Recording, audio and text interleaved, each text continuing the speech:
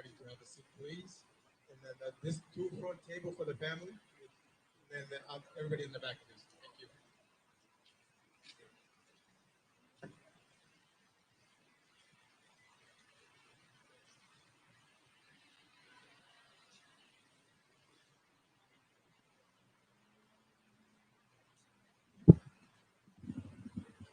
Tukulama.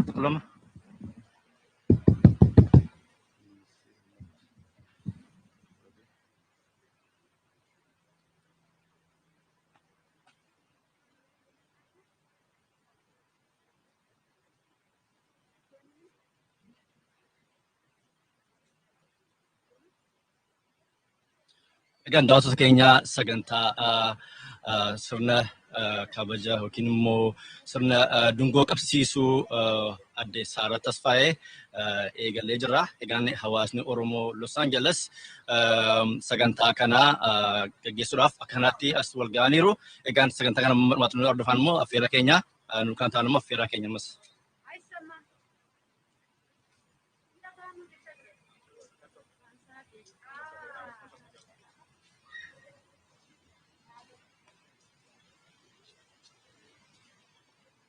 Only keessanu nagaa ooltanii akkam ooltan please ulee qabataatii taa'aa. Akkuma isin jedhe teebilii jalqabaa kan lamaan maatiiti achi warri kun wandumaan ta'a. Jalqabuuf taanaa dhiifama guddaa anuu hin turre. Just wanted to let everybody know we're about to get started. We'd like to free this two table up in the front for the family. And then if everybody else could have a seat, if it's not enough, there's a sitting in this area as well. And we'll be starting very soon.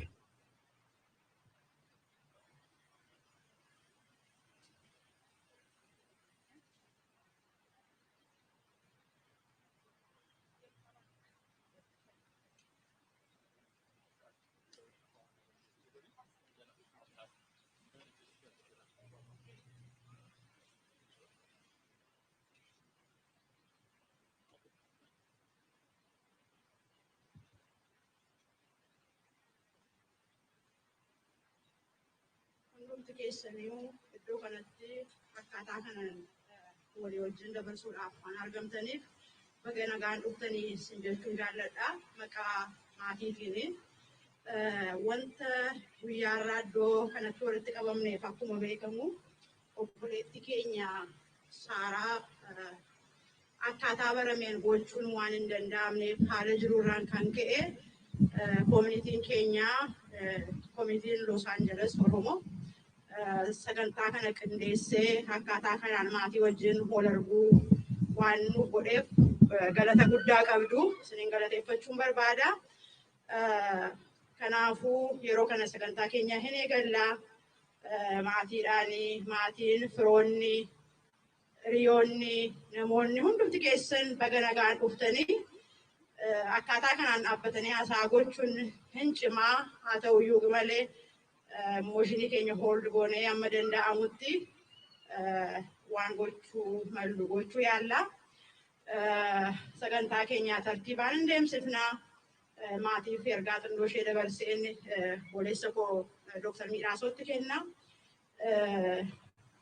Egaa maatiin wanti ta'e hundumtuu ta'eera. Wanti ta'e hundumtuu immoo Waaqayyoo keessatti ta'e tarii maaliif akkas ta'e akkamittiin akkas ta'uu danda'a innee wanti gaaffii qabnu baay'ee gaaffii kaasuu dandeenya. Haa ta'uyyuu malee akka namoota Waaqayyoo amananitti amantii hundumaaniyyuu wanti ta'u hundumtuu Waaqayyoo keessatti ta'aa jedha. Waaqayyootu hin beekin wanti ta'u tokko illee hin jiru. Maaliif sagaleen Waaqayyoo maal jedhaa? Rifeensi mataa keessaniyyuu ana biratti lakkaa'amee beekamaadha jedha.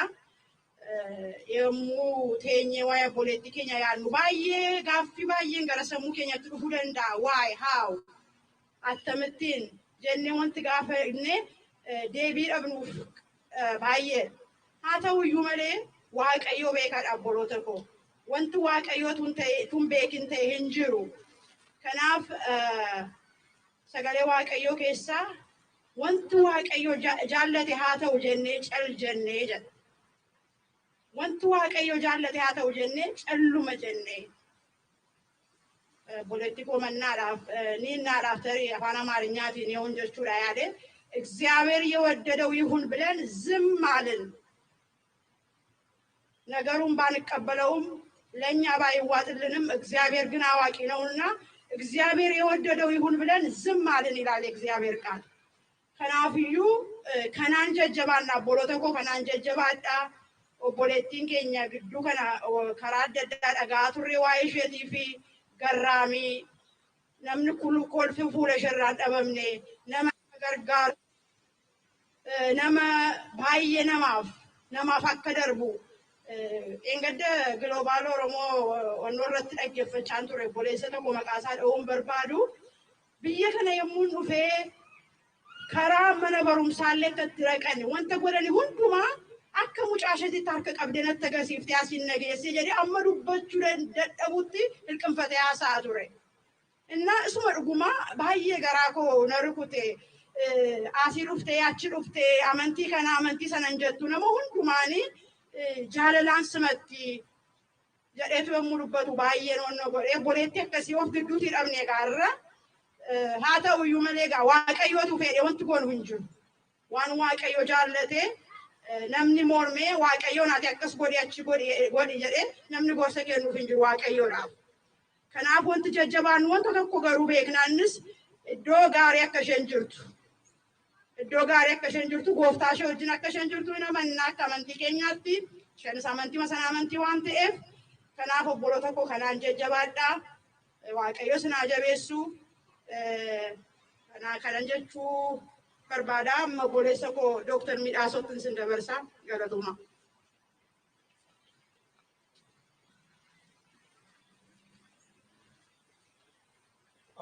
Galatoma Jada. I wanted to say a couple words in English. Just I'm told there are a few people who don't speak Afan Oromo among us. So let me say reiterate a couple of things. We want to welcome you all on behalf of the family in this community, as well as the Oromo Church that has organized this. I'm going to tell you a few. So it's going to be a short program, given that we kind of started very late. So you will forgive us for that. We'll start with our local pastor, Pastor Samuel Kumsa. He will start out with a prayer. This might be a short song service. And then we'll have Sarah's cousin, Nahom, who will eulogize Sarah. And then we'll have members of this community who will have a few words to say. And then we'll go straight to the candle vigil. And right with that, I also have this community has come together, as they always do in this difficult time, has a way wanted to support the family, and then we'll present that to the family, and then at the end the family will close with their final words. So without a further ado, I will invite up Pastor Samuel Kumsa, please.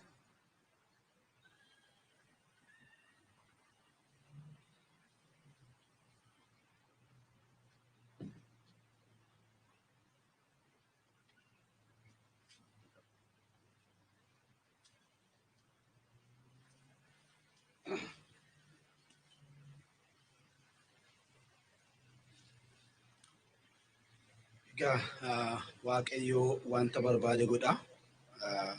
Wanta amma jiru hundumti keenya beekna, poliitii keenya baay'ee jaallannu. Maartaa akkasitti biraa dhabuun keenya baay'ee nu gaddisiisa. Gara sagalee waaqayyoo utuu hin naqin.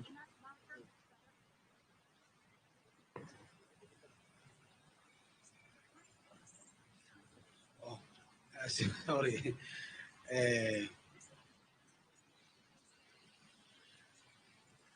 Ifa Marta.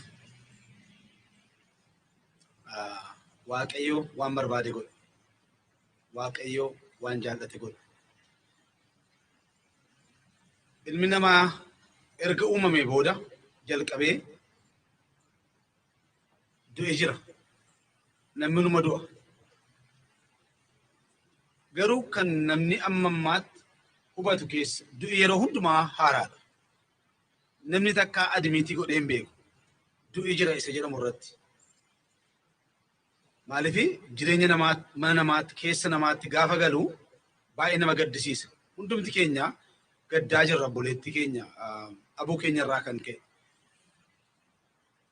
Waa ta'u garuu kan nama dhibu du'i akkama jiraatu malee Waaqayyo gadda keessatti rakkina keessatti yeroo nama jajjabeessu agarra.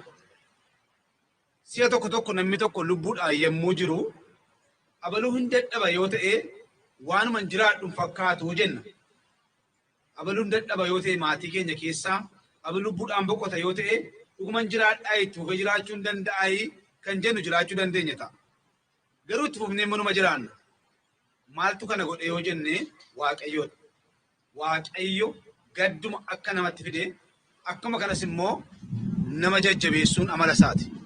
Waaqayyo nama jajjabeessaa, maatii kana jajjabeesseera, hawaasa keenya jajjabeesseera. Jajjabinni amma ta'aa jiru kun immoo eenyuun biraa otoo hin ta'in Waaqayyoon biraa ta'e. Waaqayyo isa jajjabina nuu kenne kanaaf bara baraan maqaan isaan galateeffame haa ta'u. Baay'ee dubbii gabaabaa isin wajjiniin dubbachuu barbaada. Baay'ee sa'aatiin keenya deemaadha waan ta'eef dubbadhu. Sagalee Waaqayyo keessaa iddoo tokko dubbiseen gabaabaatti yaada tokko dubbadhee faarfannaa wal wajjin faarfannee dhaabna.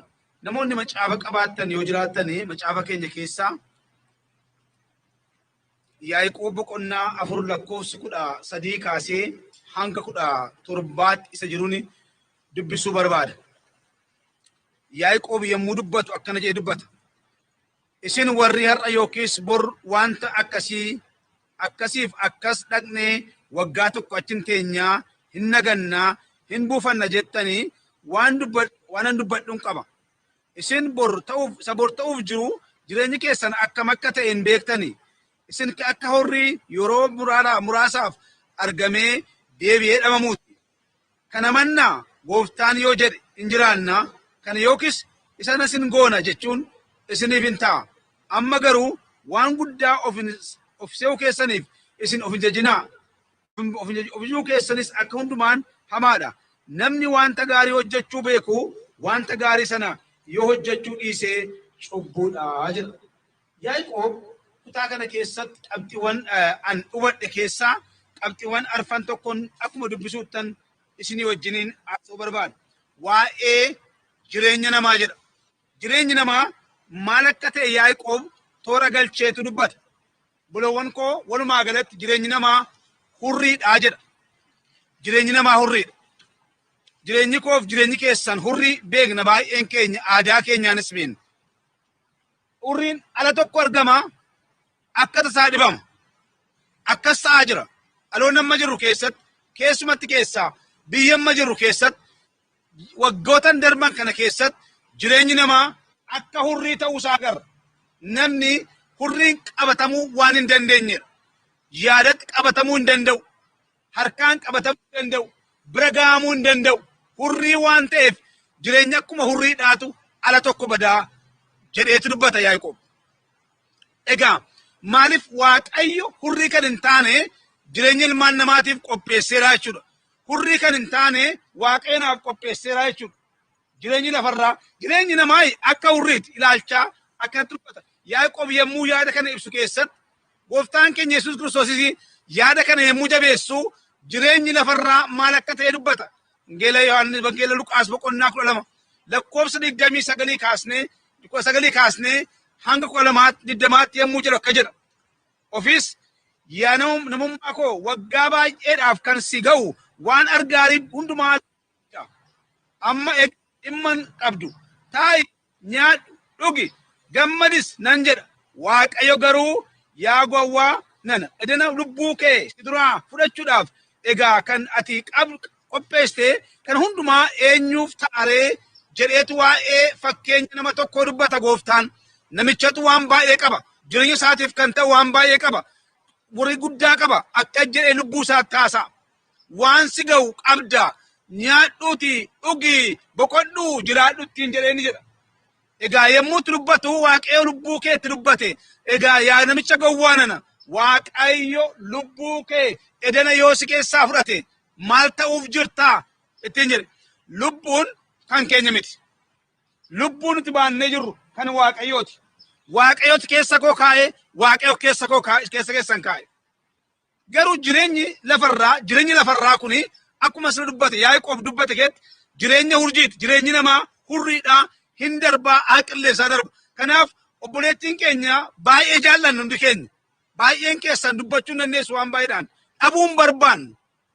Garuu jireenyicha hurrii ta'e akka hurrii obboleetti keenya Saaraa bukkee dhadhamne.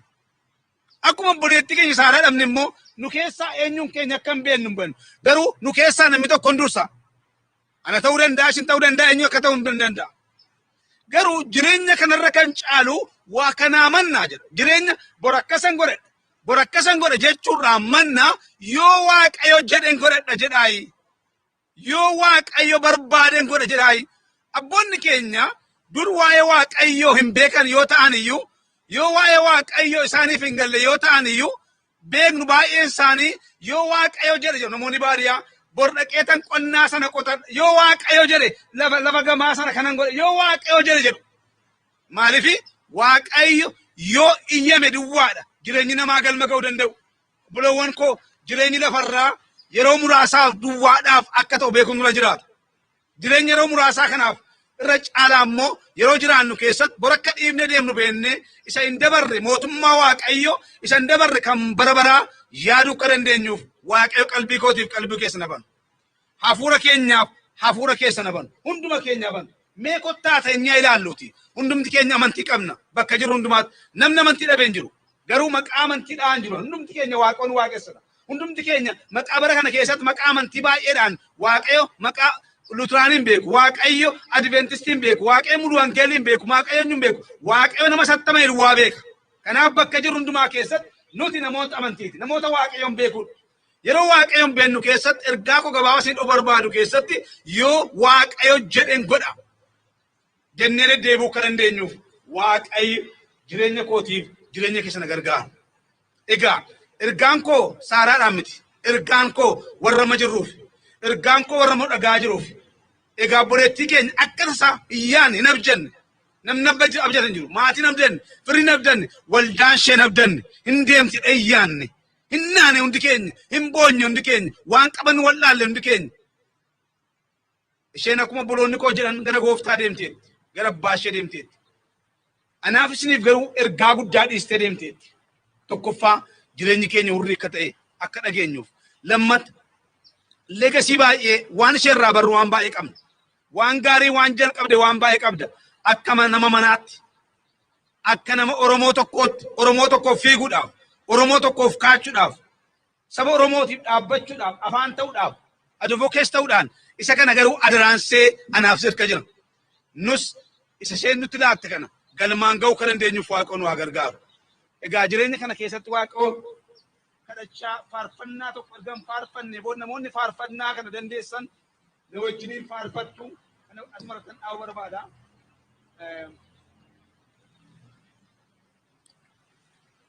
Namoonni beektan na wajjin faarfachuu dandeessu. Biyyi lafaa kun hin darba badhaadhummaan isaa hundinuu dubbiin Waaqa keenyaan darbu bara baraan jiraataadha.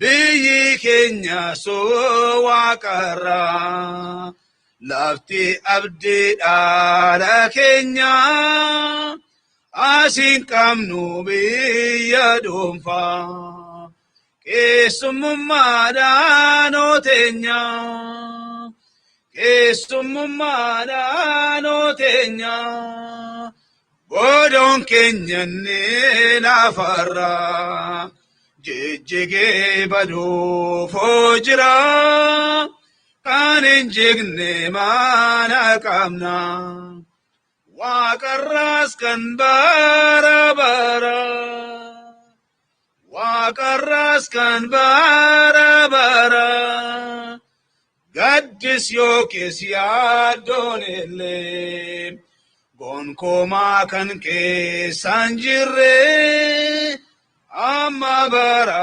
barattillee eenyutu isa argatare eenyutu isa argatare dhugaa Yesuusiif jedhani soonaan kan dhiphaatan malee kan dhangala'e dhiigni isaanii Amadu afonotele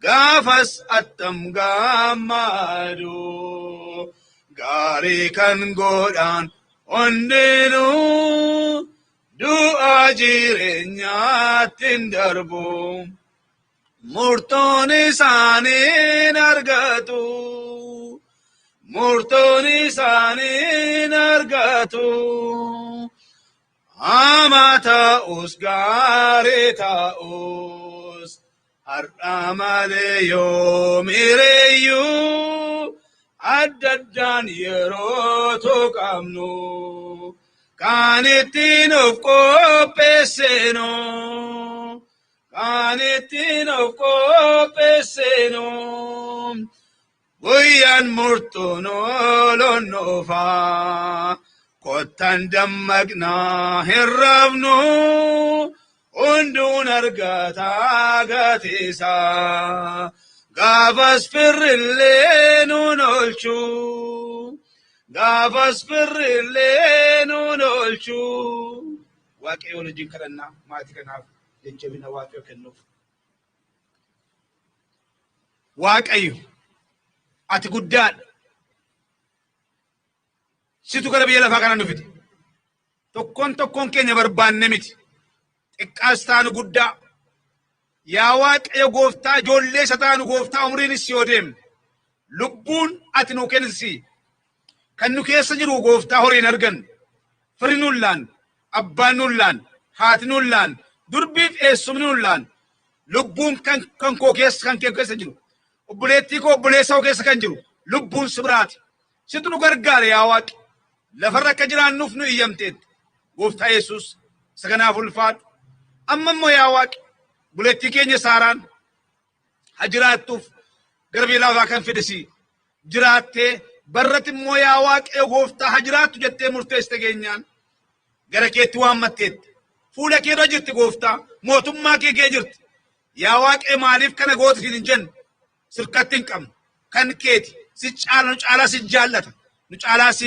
mu'aabuus kan keeti si kenna kanaaf fudhatteetti yaa waaqayyo gooftaa garuu kuwaa tokko si kadhadha obboleettii keenya bukkee dhabuurraa kan kee obboleettii keenya dhabuurraa kan kee gaddineera wayyaa gaddaaffanneera manni keenya gaddeera yaadni keenya gaddeera lapheen keenya tuqameera kallattiidhaan immoo obboleessii durbiin mucaan akkayyoon adaadaan maatiin gadda guddaa itti galee jira ati iddoo abbaan iddoo haadha iddoo obboleettiidha kana gootee beekta waaqa Israa'el waaqa hundumaa dandeessu sin kadhadha fuula keetiif fuula saba kee fuula dhaabbadhee jajjabina addaa maatii kanaaf kennuun jaala kee haa ta'u jajjabaataniiru ammallee yeroo gadi ba'an yeroo galeelan Yesuus waa'ee obboleettii isaanii dhageesse obboleettiin koo hara waa'ee ermee isaanii ilaalu waa'ee akkoo isaanii ilaalu waa'ee durbii isaa ilaalu waa'ee Saaraa sammuu isaanii keessaa gooftaa isaan dhiphisa nullee hamma makka nu dhiphisu beenna yaa waaqanillee gooftaa buloonni koo baay'een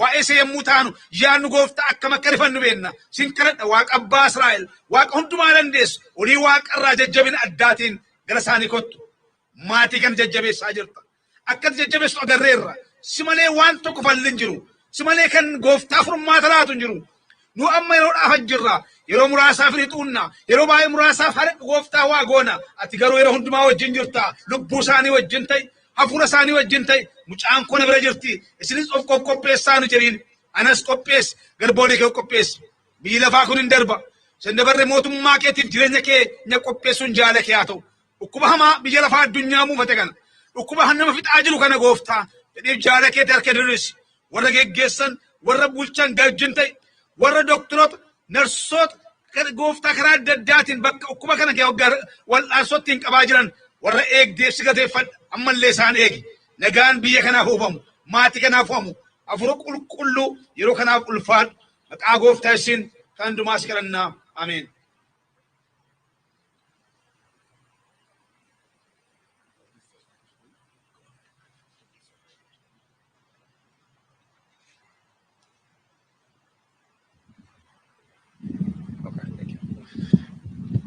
I'd like to thank the pastor for a wonderful sermon, a prayer. He prayed for the family, for strength for this family, for the community. He prayed for the end of the pandemic. He prayed for the healthcare providers who are dealing with this pandemic. So we thank you for that, Pastor. He also talked a little bit about, he started with his message. He talked about the fact his message is not for Sarah, but for the rest of us who are here. He encouraged us to leave the legacy, Sarah's legacy. He encouraged us to learn to say that our life is in the hand of our God, and that we should always say God, if God is willing, in our discussion, to not take our life for granted. That was part of his message, and that Sarah is in a great place, and that we need to learn to live the way she lived. Now, I would like to invite Nahum up for a eulogy, please.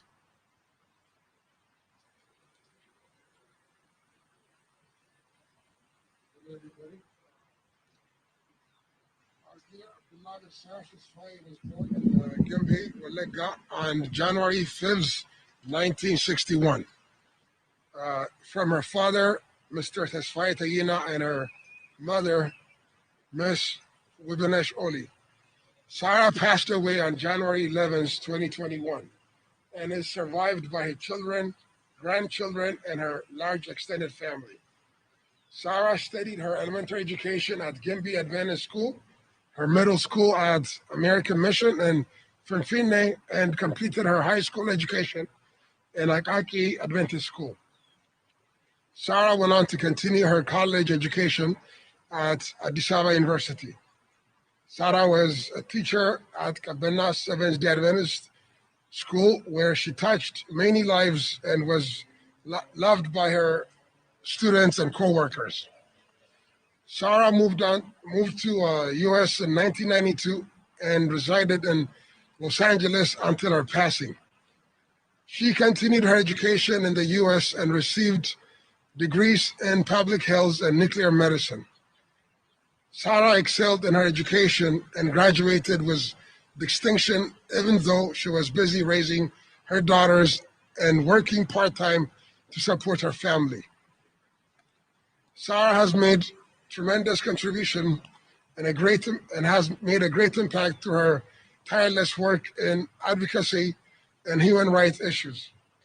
She was a dedicated member of several organizations, such as the Los Angeles Oromo Community, Los Angeles Oromo Evangelical Church, OLLA, and others, and she tirelessly worked to bring on change.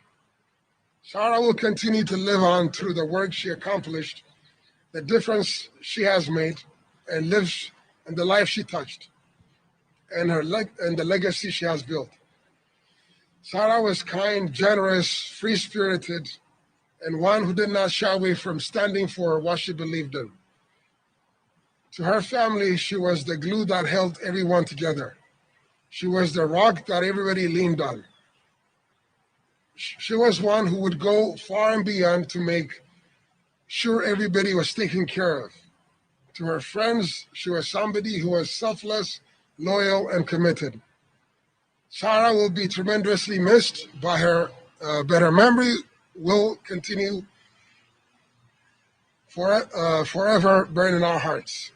Rest in peace, Sara. We will always love you.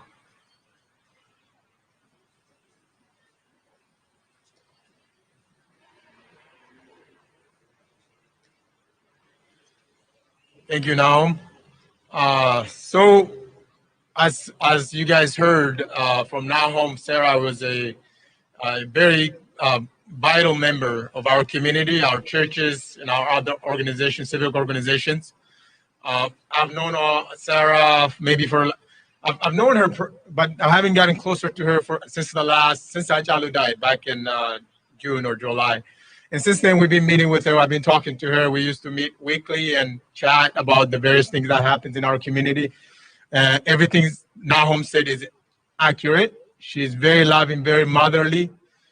She truly cares about our people, human rights issues, and she takes it personally when things are not right, and she does not shy away from it and when she feels there's injustice. With that, I wanted to invite our community members. I know our community members are very close to Sara. So I'm going to start with, there are a few people who are going to come up. I'm going to start with Dr. Gudata. If Dr. Gudata will come up and say a few words, please.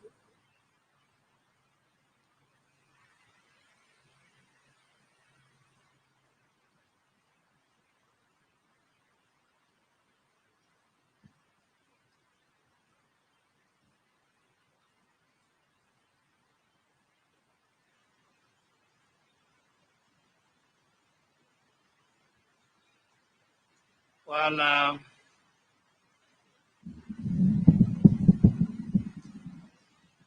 it is very hard to talk about Sara. Sara is a sister to us.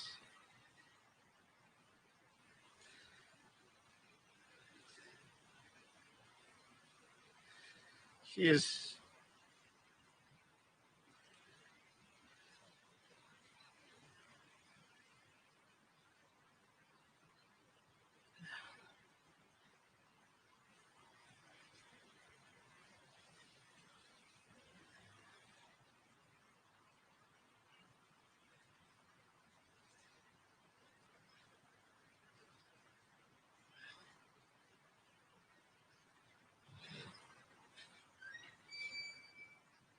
Sara na bakka naggeessu nun turre.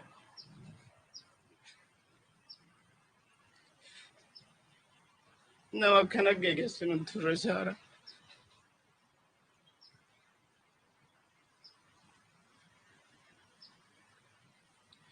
She is an Oromo at every core.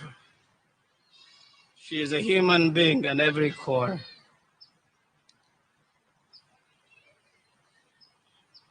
She is so genuine. She's one of the most genuine human beings I've seen.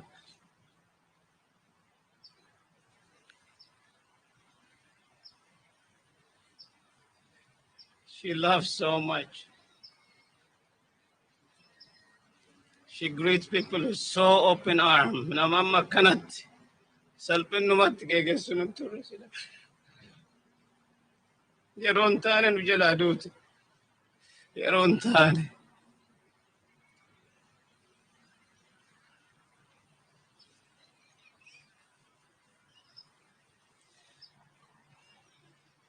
Yeah, I can go on talk a lot about my sister Sara.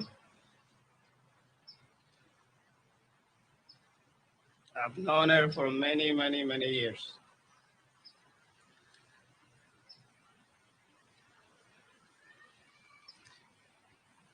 Yes, when people die, suddenly they become an angel. The whole world wants to say great things. But what is said about Sara, it is so true.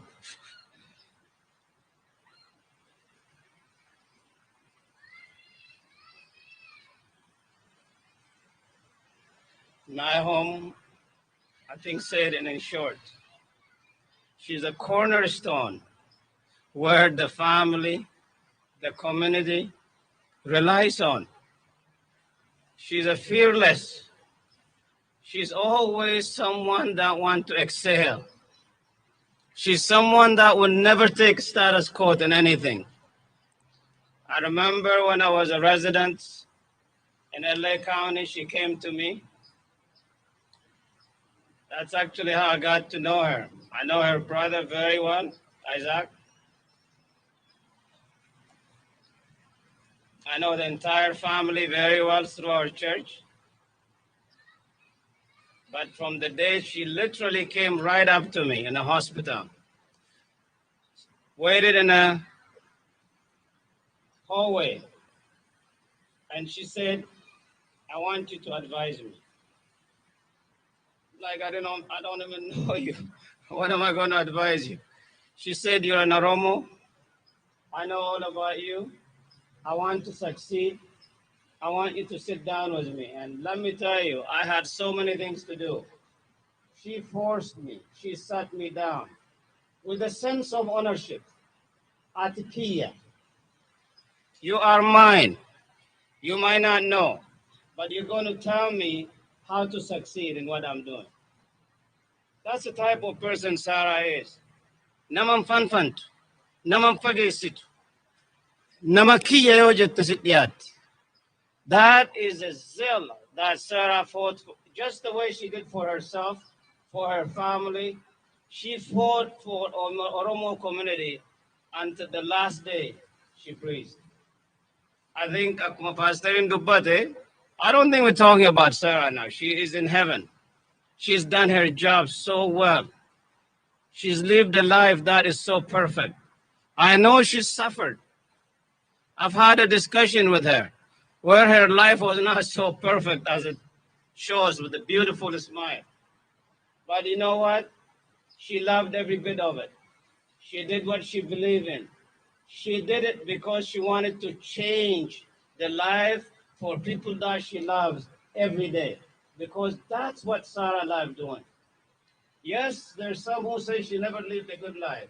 I disagree. Sara lived a perfect life because Sara is that type of a person who would do whatever it takes to make life better for others.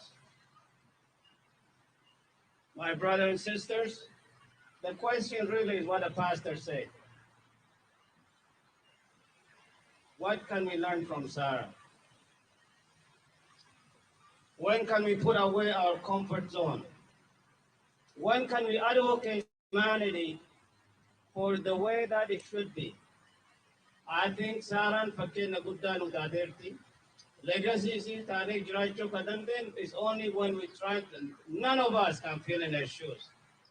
She's such a complete person, beautiful as you see, not just in a beauty and appearance, beautiful from in out. But I think her legacy goes in how she advocated every day. And lastly, I want to finish by saying this. What breaks my heart is this. What eats me up with this. When any member of the community have a headache, Sara will call me up. She will call me up to say, Dr. Heneka, adara Dr. Rota Sawami, namichi kundi mamera, gargari, nanjeti ture. When she was sick, I did not get that chance to fight for her. I did not know until the last minute. I wish I did. Not that I would make any difference, but this is a woman that would fight. If anybody catch a common cold, she'll call me up. She said, Dr. Hunnikan, talk to the doctor. Be sure they're getting the right care. She did that for every one of you. She did that for all the communities. She did that for all of the Oromos. She did that for all of the humanities. What breaks my heart is that I wasn't there for her. I did not know. And I can't forgive myself, even though I didn't. But all I can say is, Sara, we love you to death. And my appeal is for all of us. Let's leave the legacy and the type of life Sara lived, beyond our comfort zone, to love each other, to advocate for each other, to be there so when you go, at least can't say that she's done all the job. I don't think there's anything Sara have left to do. I think she was so tired. She was advocating day and night. And Waaqayyoon jaalalaan isii fudhateera. Baay'ee gaddinaa maatii Waaqayyo jabeenya isin haa kennu. I know you guys come from an amazing family. Sara did not do this on her own. I know of all of her family from Gimbi. You guys are such an amazing people, such a loving people, such a caring people. I just encourage you that you continue to care for yourself the way Sara have cared for you. And also, please, I encourage and challenge you to be part of this community the way your mother, your sister, and your cousin have been, because this is your community. Thank you.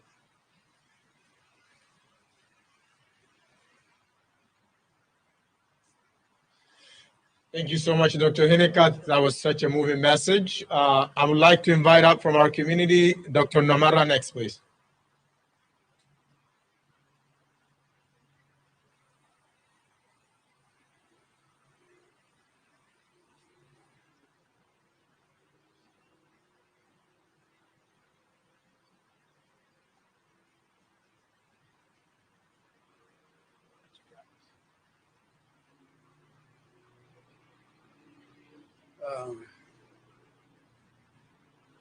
Baay'ee nama gaddisiisa. Laalaa Saaraa. Guyyuma arge kanuma isheen ismailiin fuula ishee irraan badu gammaddu. Gaafa gadditullee gaddi irratti hin argamu. For her children and grandchildren, your uncle Isaac, were the first two Oromos, at least in Los Angeles, that recognized ourselves as Oromo. And he is my dear friend.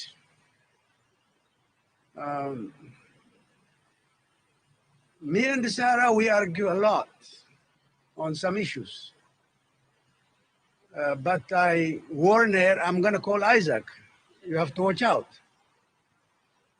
And likewise, she called me at midnight sometimes, believe me. And Dr. Namara, if you don't do this, I'm going to tell Isaac.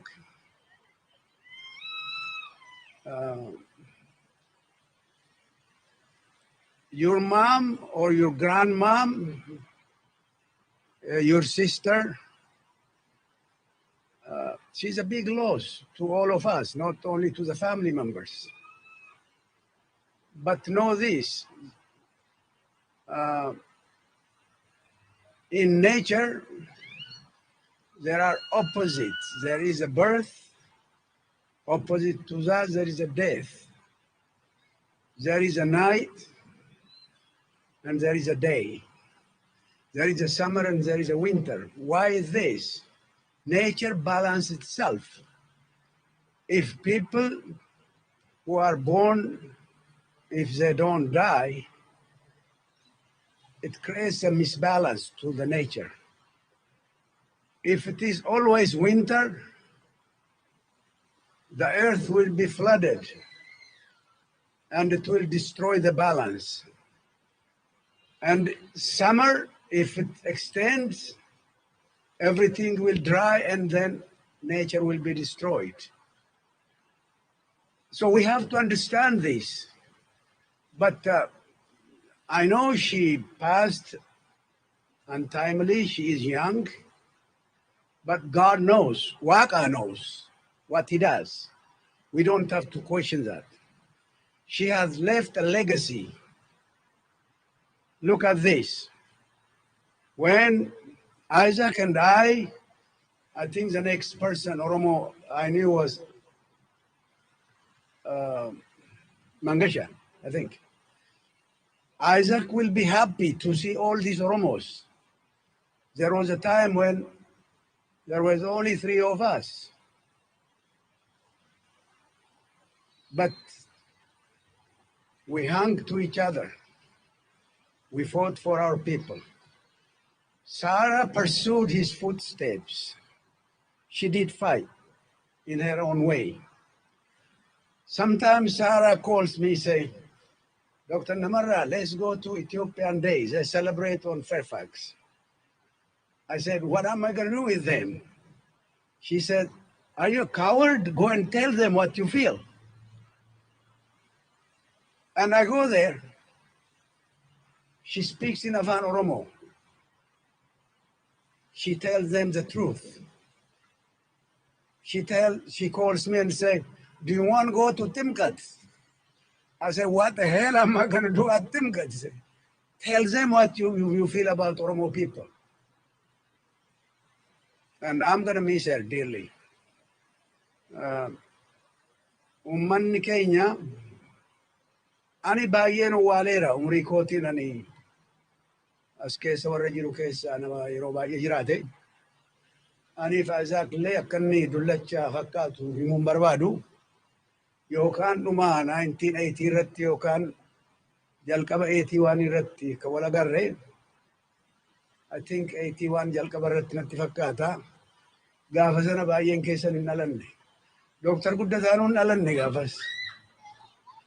Har'a garuu ijoolleen keenya hamma kana taanee yoggaa jirru kabaja Saaraaf addanatti dhufnee asitti dhufee uummanni Oromoo kabaja isheef kennu kana kan fide tokko qabsoo obboleessi ishee godhee itti aantee immoo isheenis itti fuftee waan gootedha. Kanaafuu baay'ee dhabne Waaqayyo immoo sababa qaba kan kana godhuufi maal goona gaa namni dhala dhalteetti isheenii namni dhalaan jiraataa jedhani. Namni dhala qabu namni maatii qabu hin du'u. Kanaafuu Saaraan hin duune hin jiraatti bara baraan galatooma.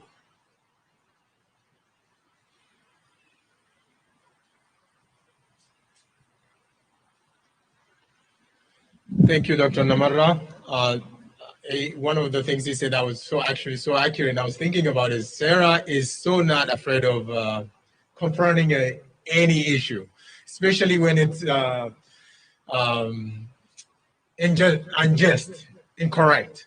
And I remember we were working in Ola once, and she said there was a meeting at United Nations meeting in New York, and I remember her telling me, sorry, I'm a little cold too. I remember her, she called me one day, she said, we should go up to New York, get people, the members of our communities in New York, and go out there, like Dr. Namarra was saying, tell them the truth. Tell them the unjust situation that's happening. And thank you for reminding that, Dr. Namarra. And now I have these beautiful ladies that have been working really hard to put this together. I want to invite them up before I open up for the whole community. Sartu, Adebalu, Adezi, Zaytuna, Biftu, if I could get you guys up to say a few words, and then I will open up for everybody else.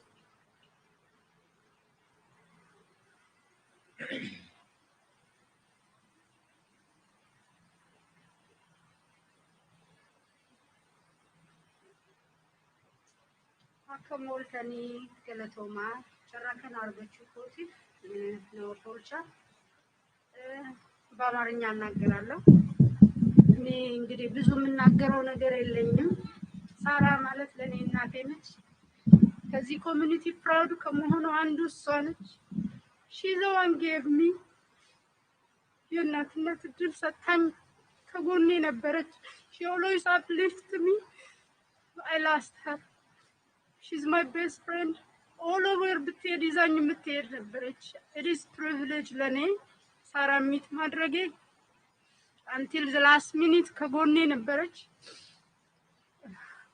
በጣም ማዝነው አላያት ስለተፈየችኝ አይኑ ገነት እንደምትገባ አምናለሁ እግዚአብሔር ከጎናችሁ ይሁን ይቅርታ ኢሞሽናል ሆኜ ነው really hurts me ልቤን ከብዶኛል እግዚአብሔር ነው የሚያውቀው በጣም አዝኛለሁ she's one of a kind ከዚህ ሎስ አንጀለስ ካየው ሰው የተለየች ናት ለኔ she's really unique ከልጆቿ እኩል በሯን የከፈተችልኝ ሴት ናት welcome ብላ ልጆቿ እንደምትወድ የወደደችኝ ናት ጌታ ኢየሱስ ወዶ ገነት ያስገባት I'm sure she's in heaven ይሄንን ነው አመሰግናለሁ ዛሬ እዚህ ከኛ ጋር ስለተገኛችሁ እግዚአብሔር ከጎናችሁ ይሁን በአለም ያገናኘን ብዬ አምናለሁ ለኔ እናቴ ማለት ነች this is what I say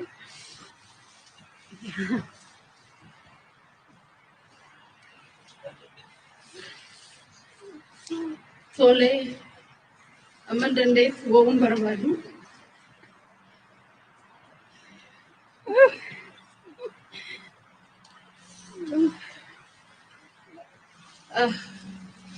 Sara chuni nama qulqullu amata baay'ee folbeekna akkamati torin jiraanna Los Angeles Oromo community keessatti Oromo church keessatti hundumatti akka maatii tolin jiraachaa nama turre laba gaarii baay'een gaddaa kanarratti immoo maatii isaanii bira dhaabannee mana deemne illee gargaaruu hin dandeenye akka obbolaatti waliin dhaabachuu hin dandeenye akkuma ormaa mana teenye boonya ani rimni na qabachuu dadhabe guyyaa lamaaf dhugaa dubbachuu fi baay'een gadda maatii ishee maartuu ijoollee ishee obbolaat hundumaa keessan Waaqayyo gooftaan isin haa jajjabeessu jajjabina isaa isiniif haa kennu baay'ee gaddineerra garuu simbira dhufnee sin jajjabeessuu danda'u dadhabuu keenyatti immoo maal goona baratu kana nutti fide haa ta'uuti kun immoo akka kanatti akka qophaa'utti immoo Los Angeles Oromo community,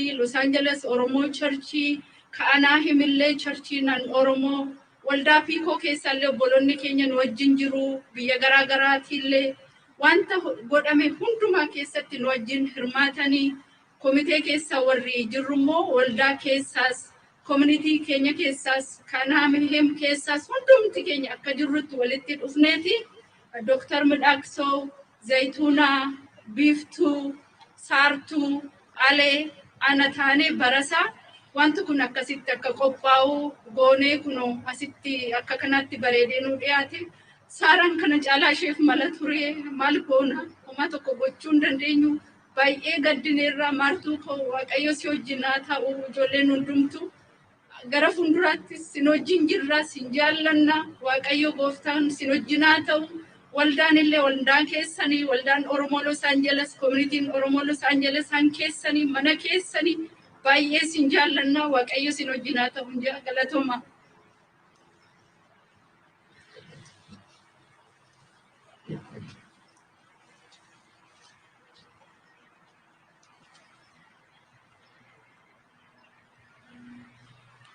Ani Saartuun jedhama. Saaraa fi ani koree tokko keessaa Oromoo Los Angelesiidhaaf hojjenna. Saaraa jechuun baay'ee nama gaariidha. Saaraan dhalaa cimtuudha. Dhugaa Oromoon dhalaa akka Saaraa dhabuu isaatii fi hedduu nutti dhaga'ama. Maartaa ijoollee isii maqaa keessan hin beeku. Rabbiin sabrii isiniif haa kennu. Isin qofa miti kan dhabe Saaraa nusis dhabneerra. Saaraa jechuun dhalaa cimtuu maaliyyuu yoo dhufe fuulduratti namatti himuu jaallatti. Anillee akka isheeti. Isees ta'u ittiin himaa anas ta'u natti himti. Kun walitti himuu jechuun immoo jibba miti. Wal qajeelchuudha. Dhugaa Saaraa gaafa zaddiin natti himtu bilbiltee dhugaa natti hin fakkaanne ankara kootiin. Ala hunda COVID negative 2021 is a very hard year. It's not only for us, it's for all over the world. America, keessattuu community keenyaaf Oromoodhaaf baay'ee cimaadha. COVID tokko miti kan nutti dhufe karaa baay'eedhaan saba keenya dhabne. Saaraa garuu hin dhabne jedhee hin yaadne dhukkubi kun waan nama gara biraa qofa fudhatee deemu nutti fakkaate. Mana keenya waan seenu nutti hin fakkaanne. Anga guyyaa lamaaf garaa koo na dhukkube. Saaraan hin boqotte zaddi gaafa naan jettu an dhugaa natti hin fakkaanne. Al baay'ee Saaraadhaan namni afaan keessa wal darbuu hin danda'a gaafa walii wajjin hojjetu. Gemmoo walitti bu'a. Obboleettii koo argeen dhiifamotuun gaafatiin addunyaa kanarraa deemuu seetiif hedduu natti dhaga'ama. Mucaan namaan tokko gaafa walii wajjin hojjetu hin balleessas hin bareechas. Dhugaa Saaraa dhabuu keenyaaf hedduu nutti dhaga'ame. Saaraa jechuun dhalaa cimtuudha. I hope you guys will take her legacy. Sara is a very strong woman that will work for everybody regardless. It's not only for her children, for her family, for her community, for everyone. I hope you will follow her legacy and uplift her name and kan nan jedhu Rabbini jabeenya isaa isiniif haa kennu. Sin qofa miti nu hunda keenyatu nutti dhagahame. Rabbiin sabrii isiniif haa kennu jedha. Taansee immoo Oromo Los Angeles community hedduu galatooma. Churchi Oromo churchiinis hedduu keessan galatooma. Walitti dhufne amma kana jechuun iyyuu nuuf gammachuudha. Obboleettii keenya Saaraa si jaallanna. Rabbiin sabrii isiniif haa kennu. hunda keessaniifu hunda keenyaafu carraa keessan qananaa kennuuf immoo galatooma utuun hin fixinii Dr. Midakso Adde Balu Zad Biftu Alam hedduu galatooma sa'a keessan nuu kennitanii sa'a hin qabne kanatti walitti dhuftanii waan bareedaa akkasii hojjechuu keessanii fi hedduu galatoomaan jedha maqaan Oromoo Los Angeles Community.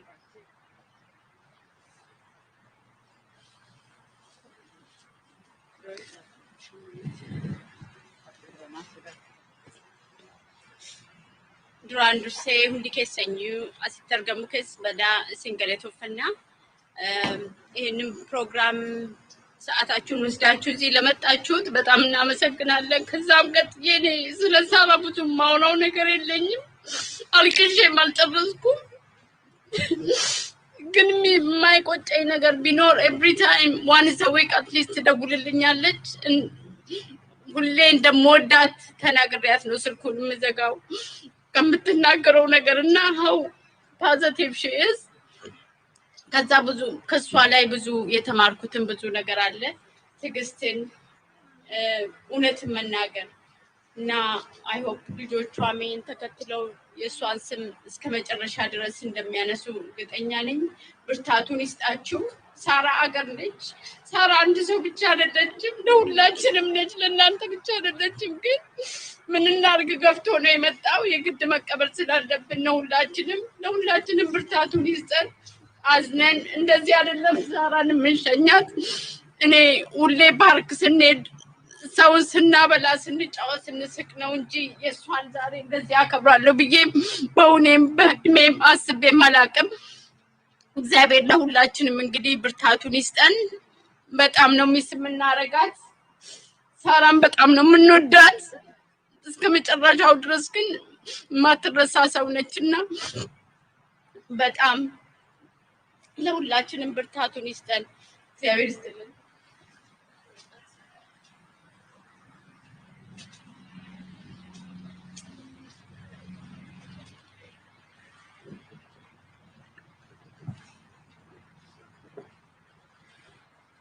Thank you, ladies. I know you guys are probably not aware of the work that was done in the background, and thank you so much for the work you've done. I'm sure the family will thank you for that as well.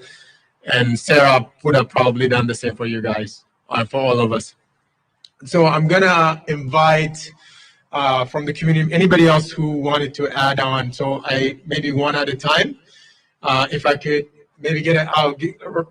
Maybe we'll do by raise of hands. So raise your hand and I'll invite you up, and then we'll take a few before we go into the candle vigil. So I'm opening it up for everybody, the audience.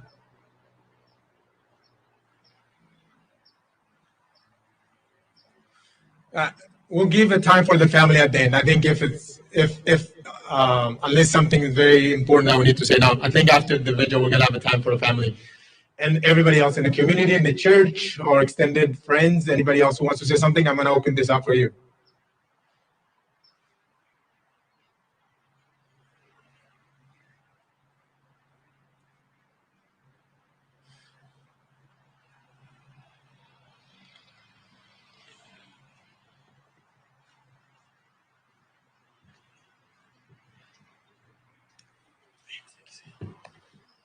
Tole, yaaduma gabaabaan jedha keessumaa warroota akka koreetu jedhan aktuaalii isaan duukaas hin ture garuu aktiiviliin hirmaanne malee dhugaa dhamaatii isaaniitti dhamaanii hojii kun akka ni bareedu tumsallee ta'e waan hundumaa organize gochitaniif kana maqaa komiitii alleetiin galatoomaa jedha. Dhumarratti akka komiitii alleetti barreessaa komiitii alleetti waan gabaabaa jechuudha. Saaraa duukaa yeroo muraasa wajjin hojjenneerra. Saaraa biraa dhabuun keenya fakkeenyummaa ishee akkamitti hubsiisna. Rakkinoonni akkasii uumamanii kun immoo akkamittiin furamuu danda'u kan jedhuu fi ammayyi koominiitiin keenya koorsii yookiin immoo yaaduma muraasa illee ishee irraa fudhatee gara koominiitii deebisnee nuti akka koreetis gara fuulduraatti akkamitti akka socho'u wajjin haasofna. Garuu Saaraa dhugaa fuulduraa dhabne. Saaraan akka koominiitiitis yoo barbaanne, akka churchiittis yoo barbaanne, akka dippiloomaasiitis yoo barbaanne iddoo deemteetti waan deemteef nama galma ga'uu dandeessudha. So isa akkasii walirraa barachaa akka deemnu gaafa wal dhabne qofa wal faarsuunis immoo gaarii miti kan jiru yaada gabaabaa kennuuf yaa asitti warra argamtan hundumtuu qorra kana keessanii immoo sagantaa kana akka bareechu argamtan hundumtuu galatoomaa ulfaataa jenna galatoomaa. Okay, the floor is still open.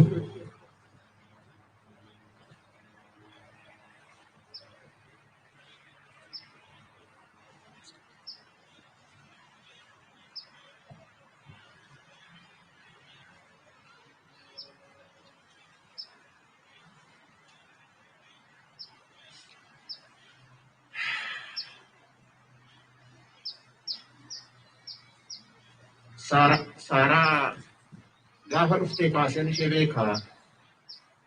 Saaraani 1992 Azaaqii fi ani Azaaq boruu hiraan kee tokko jira. Mana sootaa deemuun qophoofna turre. Azaaqii daddii qophaa'eetu diingata. Saaratu dhufa jedhee nu biraa hafe. Gaaf sana nuti mana sootaa deemne ture 1992 na yaadadha. Eddas immoo yeroo hundumaa wal gaafannaa yeroo hundumaa yoo asii kaanee Orange County deemne Lowallindaa Community yoo deemne yeroo hundumaa na waamtee waliin deemnattee makiinaa ishee mana koo bira dhaabdee waliin deemna yeroo hundumaa. Yoo telefoonii waliin haasofne yeroo dheeraa fudhatteetu. Yeroo dheeraa fudhannee wajjin haasofne. Last time kanan ishee wajjin haasa'e Desembarii keessa. Desembarii keessa wajjin haasofnee kolfinee garaagara baana. Eddasii wal arguu hin dandeenye. Saaraan yeroo hundumaa hennaa wal nawaamtu waa'ee Oromootiif nawaamtilee kan biraa miti kan isheen nawaamtu. Waan wal biyya keessaa waan deemaa jiru wanta adda addaa kana laalii kana cilaalii itti Facebook ishee gooti. Kan isheen itti cannaqamtu waa'ee dhuma saba isheetiiti. ለቤተሰቦቿ ምናልባት እንግዲህ በኦሮምኛ ለመስማት ሰማችሉ። ሳራን ማውቃት ከ1992 ነው። 1992 ስትመጣ እሷ እኔና ይዛቅ መርሶታ ነበርንና ትኬት ቆርጠን ነበር። ድንገት ሳራ ትመጣለች ብለው ተደስተው እሱ ቀርቶ እሷን ተቀበላት። ከዛም በኋላ ተገናኘን። ሳራና አዛቅና እኔ የምንታወቀው ከ1881 ነው። ዶክተር ነዋል ቅድም እንዳለው ሶስታችንም እንደ ወንድምና ወንድማቾች ሆነን ነበርን። እዚህ ቆየን 40 ዓመታችን ነው እዚህ። እናንተ ሁላችሁም አሁን በቅርብ ጊዜ ነው መጣችሁ። ሳራ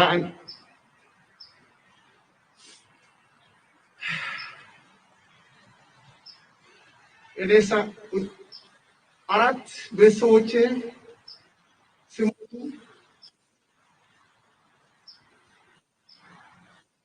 አትንገሩኝ ብዬ ቆየ። ተጠራቅሞ ዶክተር ነመራ ፍርዝሮ ነበር። በዛን ጊዜ አንድ ዘመዴ ከጀርመን ደውሎ ለዶክተር ነመራ ተናግሮ ዶክተር ነመራ ደግሞ ለአዛቅ ነግሮት አዛቅ መጥቶ የወንድሜን የእናቴን የወንድሜን ልጅ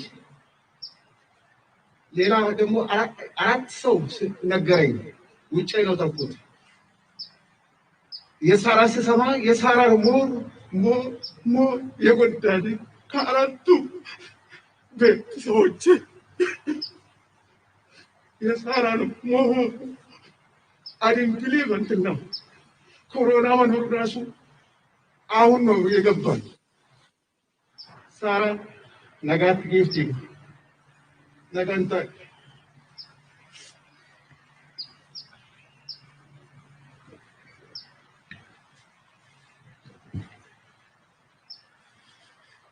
I know it's getting a little cold, and maybe we're gonna try to kind of end this. But before that, yeah, come on up.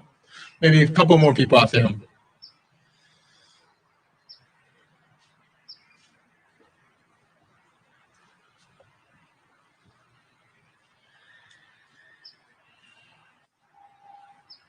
Sarani namni baay'ee waan baay'ee jedheera. Anis akka nama tokkotti waggaa lamaan darban kana carraa argadhee ishee wajjin hojjechuudhaaf akka communityittis. Egaa waan jennu hin qabnu waan ni godhe Waaqayyo jajjabina maatii kanaaf haa kennuuf jennaa. Saaraan dhugaadha nama yaada gaarii nama dhuunfaadhaafis community keenyaafis nama qabdu turte. Garuu immoo kan namni dhoowwuu hin dandeenye yoo jiraate isa kanadha. Egaa ishiirraa waa barannaa waan gaarii godhu Waaqayyo nama akkasii nu haa godhu. Waldaa keenya keessaa baay'een ishii goona. Nama fakkeenya ta'uu dandeessu. Nama guddoodhaa Saaraa Waaqayyo boqonnaa ishiidhaaf lubbuu isheetiif haa kennu jenna.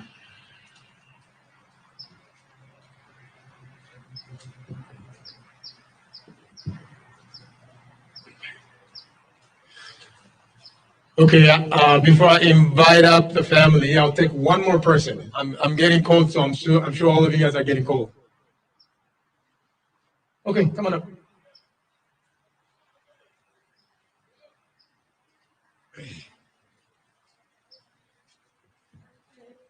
Hi.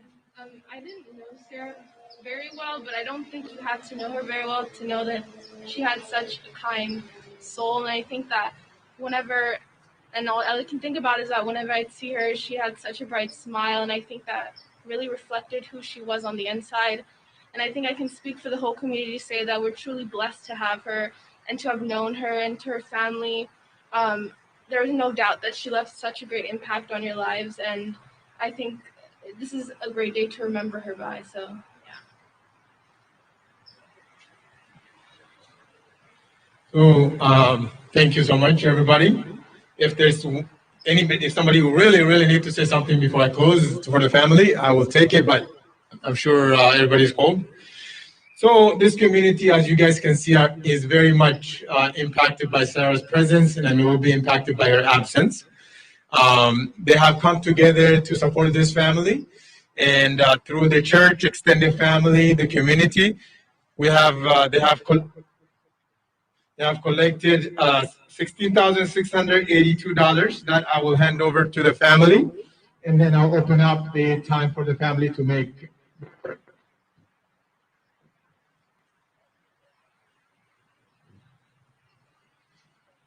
So at this time, maybe starting with Isaac, I'll open up for the family, and then everybody else in the family who wants to say something, then we'll do the candle vigil and we'll disperse. And Isaac.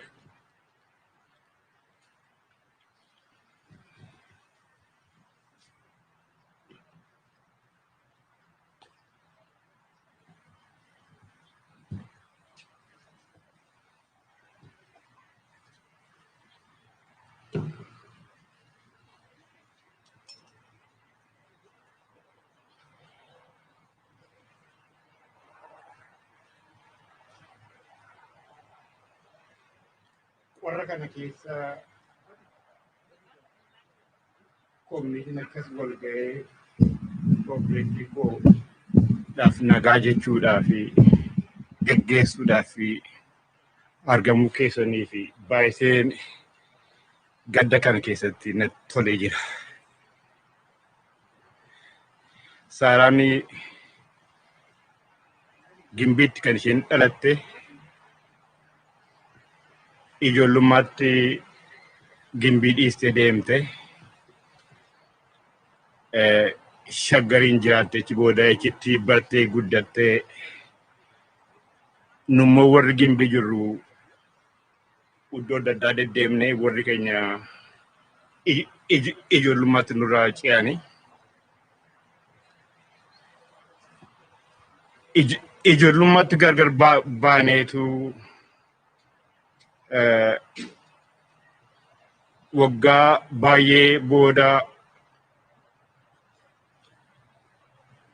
1992tti wal argine deebinee walitti dhufne yeroo Haile Sillaaseen ce'ee dargiin seenedha kan hin ba'e xiqqoo ishee 1976 keessa ishee duukaa Saaraan 1992tti dhuftee walitti makamne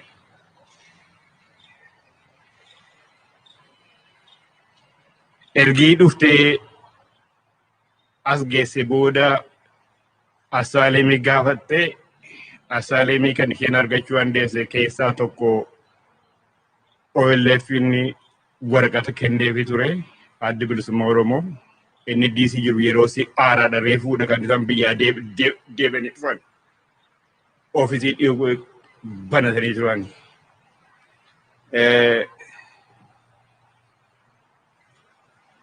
Echi kaasee gaanii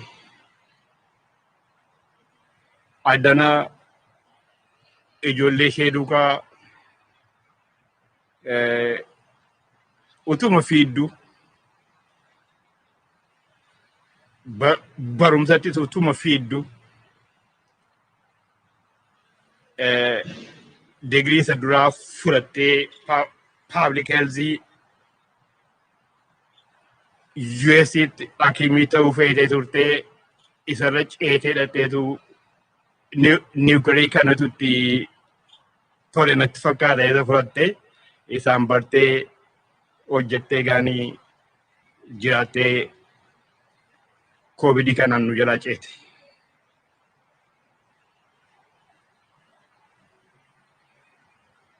Gaafa jireenya isheetti ofishee irraa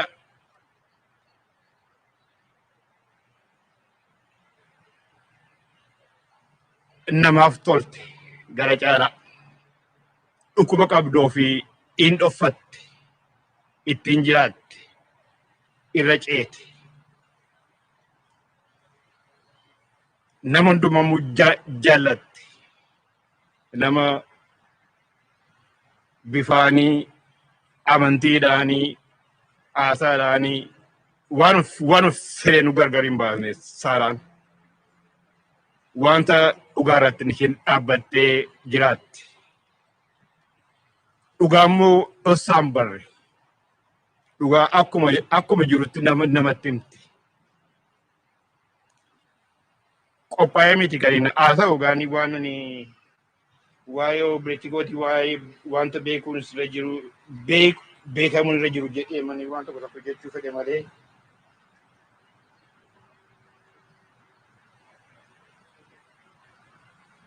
Gatiin feene isheenii jireenyuma jiraattee waanuma gaarii hojjechuu yaalte nu jalaa jeete gaani iddoo gaariitti afurii ishee iddoo gaarii nuuf haa taa'u ani waanan jedhu hin beeku galata isinii isin galcha dhuguman jedha qorra kana keessa qabbana kana keessa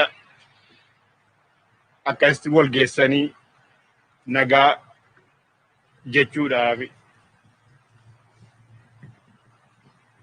wanta guddaa kan hojjettanii nan galateeffadhaa ani hin beeku kana jaalaa kanuman jedha fayyadaa.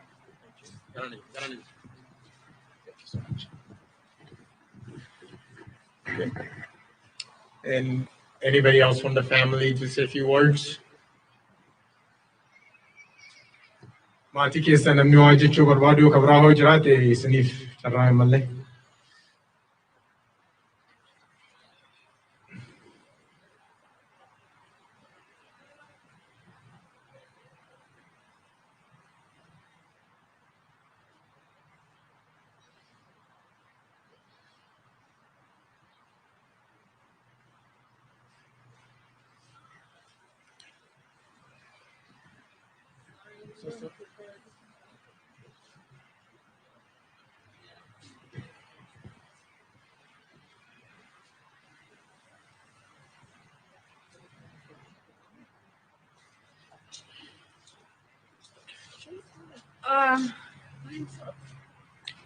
Afan Oromo Tino, so it's going to be in English.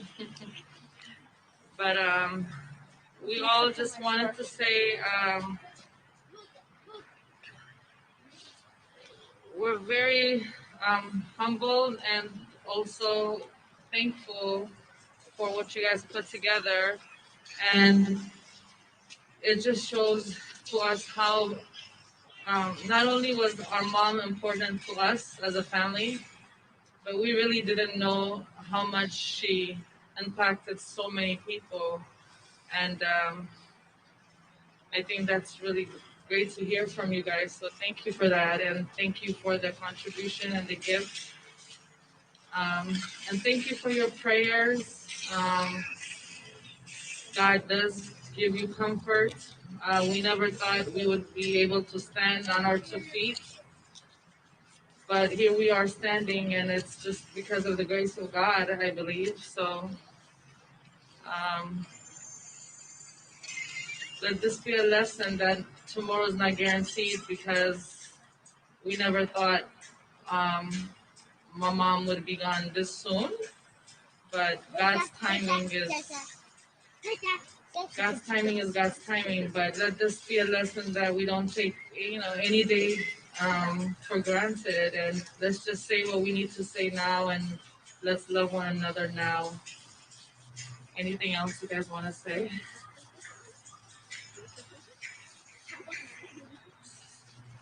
So once again, thank you so much, and God bless you guys. Just want to say thank you for everybody that has organized this. I just want to say thank you for everybody that has organized this and spent their time, and that has loved my mother and worked with my mother. And thank you for sharing your stories. And we appreciate everything. And I would love, to continue on and help in any way. I don't know much Oromo, but hearing all the work that she's done, it is inspiring. And I'm very proud daughter. And just thank you. I can't thank everybody enough for all the support and for putting this together. It means so much. God bless you guys. Okay. Wanta baay'ee jechuun haasa'uus hin danda'u. Garuu galatoomaa isiniin jechuun barbaadan du'a keessanii kana qopheessuu keessanii fi Saaraadhaaf kana gochuu keessaniif galatoomaa isiniin.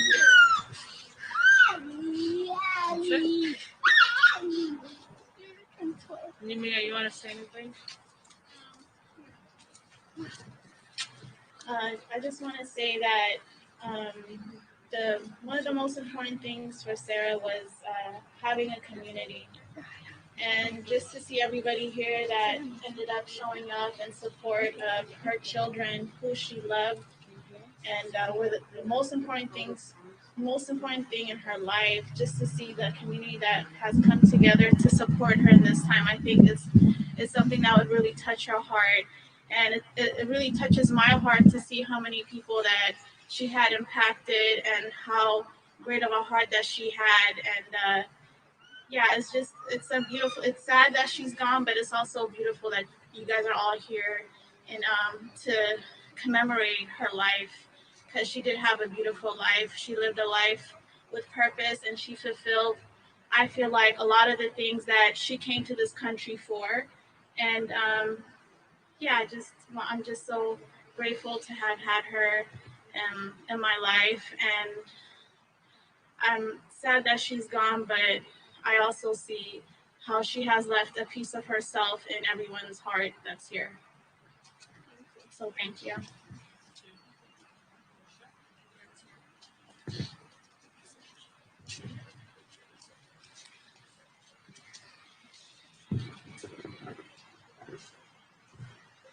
Once again, thank you so very much, and we are wishing an extra strength for you guys, from Almighty God. So I think we're kind of ending our program.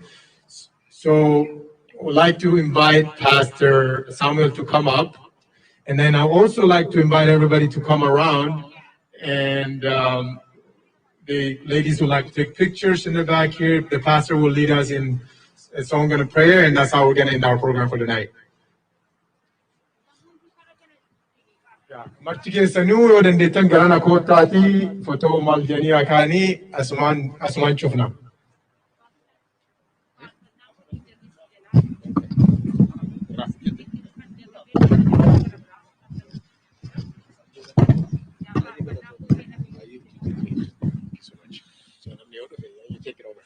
Achadumna baay'ee galatoomaa koreen kun ulfina guddaa fudhadhaa baay'ee Dr. Galatoomii namoota kana keessatti waliin kurfeessuu keessanii fi faarfannaa namoonni na wajjin beektanii wal wajjiniin faarfannaa waa'ee obboleettii keenyaa wanta baay'ee dubbanneerra amma garuu waa'ee mataa keenyaa ilaaluudhaan faarfannaa ilaaluu dandeessu anuma faarfadhanii tuuftanii fuudhuu dandeessu.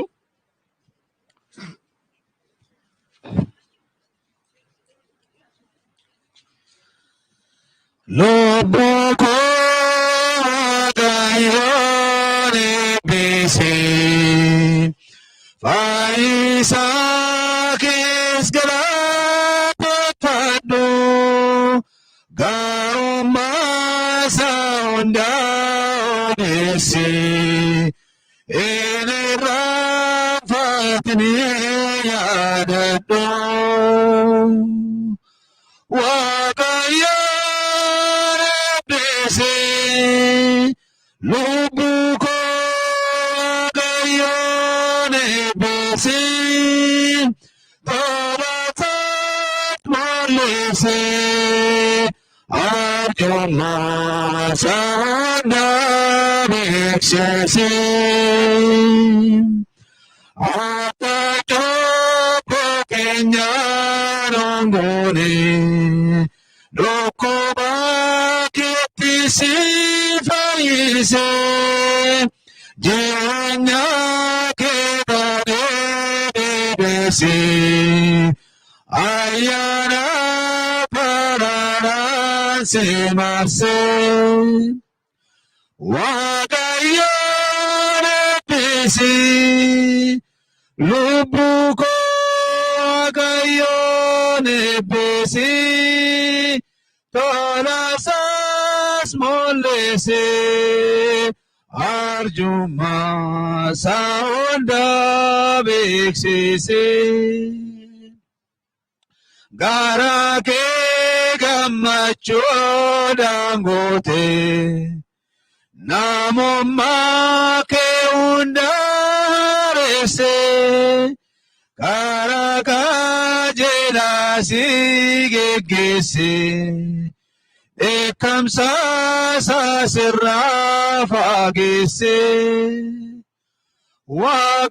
Wakayone Besi Lubuko Wakayone Besi Tolasas Molese Arjuma Saunda Bexisi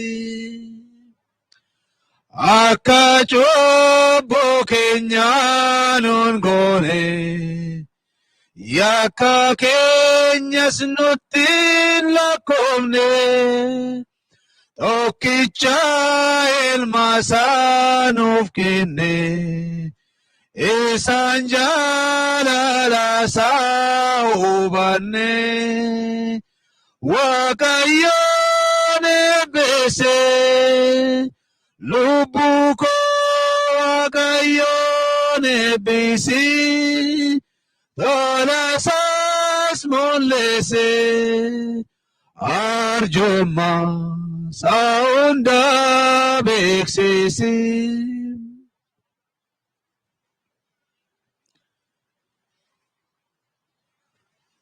Ekika Murasaf obboleettii keenya yaadachuudhaan waa'ee mataa keenyaa yaadachuudhaan kadhannaadhaan xumurra. Mee hundumti keenya cal jennee wanta dubbatame jechaan salasala ibsame gara sammuu keenyaatti deebinee waa'ee obboleettii keenyaa Saaraa erga yaadannee booda deebinee gara keenyatti achas deebinee kan mataa keenyaa immoo yaanname meeqaa muraasaaf.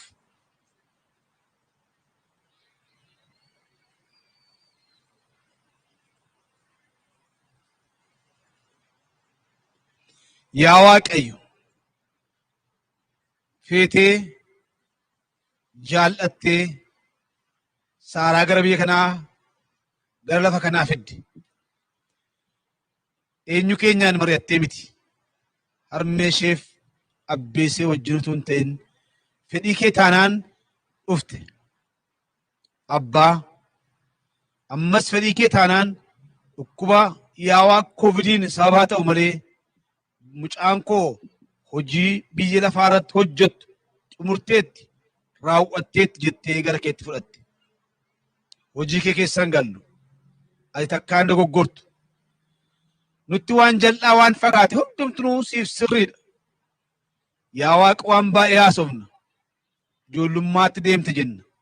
Garuu yaa Waaqa siif garuu kana caalaa hojjechuun kan isee irra hin turre waan jirreef gara keetti waamteetta. Isa kanaaf yaa Waaqayyoo sin komannu.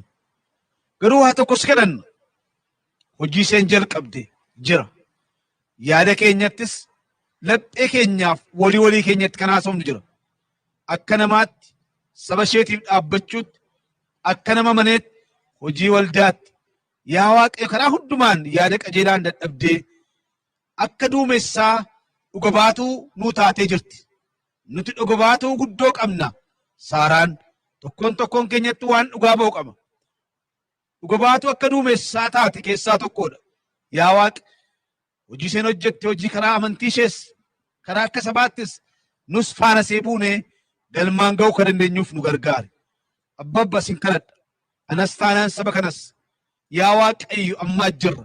Bordarbeen keenya gaafa ga'u akkuma Saaraa hin taana.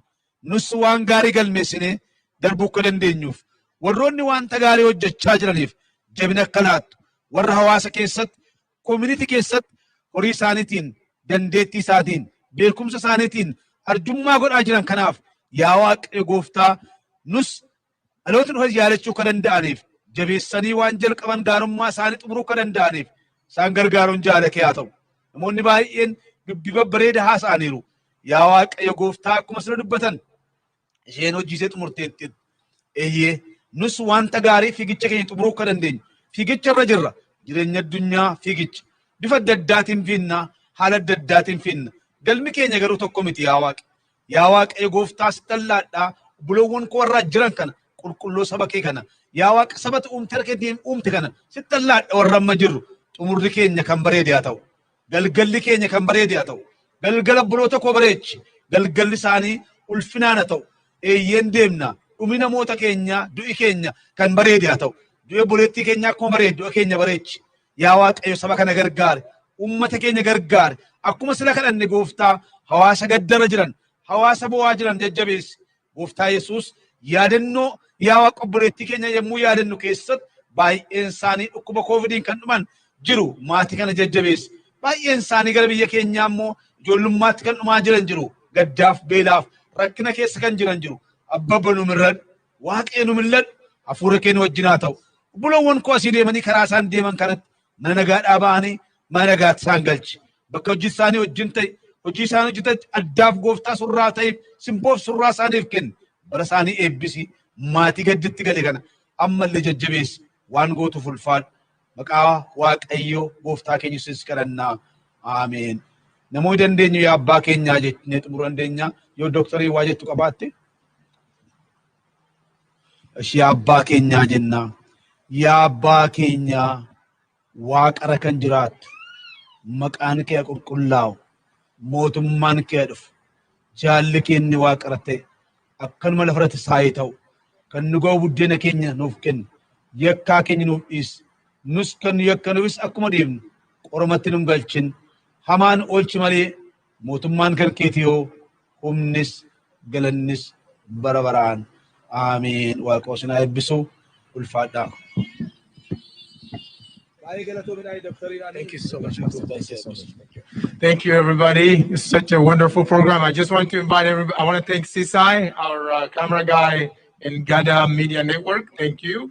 And all of you guys, I invite you to go into his YouTube channel and, give him hands up and look at tonight's event. And with that, I say good night. Thank you so very much.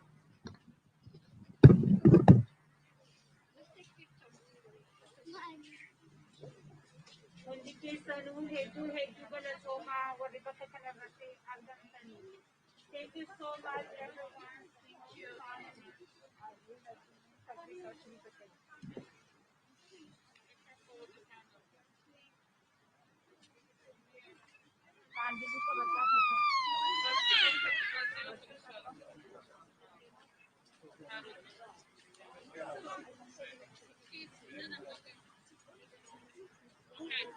Ready? You guys, he's waiting. He's waiting.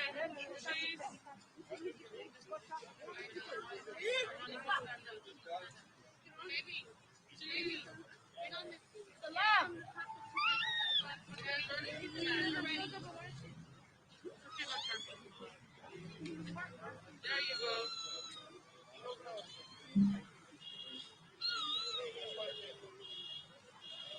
Celebration. Thank you. Okay, one more.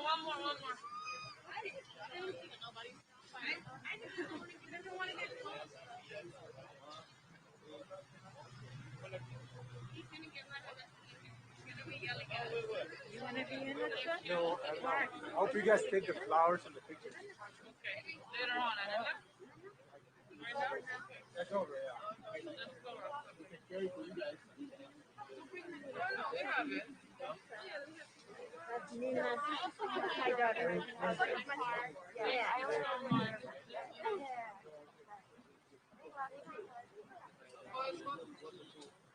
I didn't know you know very well.